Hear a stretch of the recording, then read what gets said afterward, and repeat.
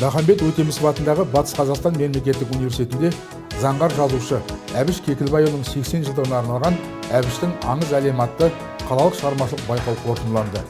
Аталған шара жастар жылы аясында Орал қалалық мәдениет және тілдерді дамыту бөлімінің қолдауымен университеттің ұйымдастыруымен жүзеге асырылды.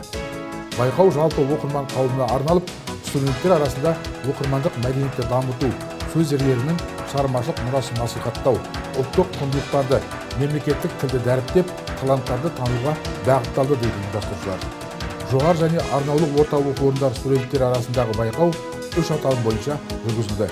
Байқау жабық түрде ұйымдастырылып, эссе және мақала жазу, бейнеролик түрі бойынша материалдарды қазылар бағалады. Биік талғамсыз, биік парасат жоқ деп Әбіштің өзі айтқандай, ұсынылған еңбектердің арасында қазылар шешімімен үздік деп танылғандардың есімдері қорытынды кеште жарияланды. Жазушының шығармашылығы мен өмір жолына арналған өздерінің әсері мен түйгенін жеткізе білген студенттер барлық аталымдар бойынша алғыс хаттармен марапатталып, естелік сыйлықтар табыс етілді. Қазақ әдебиетіне өзіндік үн қатқан қаламгер, классик Әбіш Кекілбайұлынан қалған ұлы мұраны жіті түсініп, келер ұрпаққа насихаттау, ұлтқа, қала берді әдебиетке атқарған қызметіміз.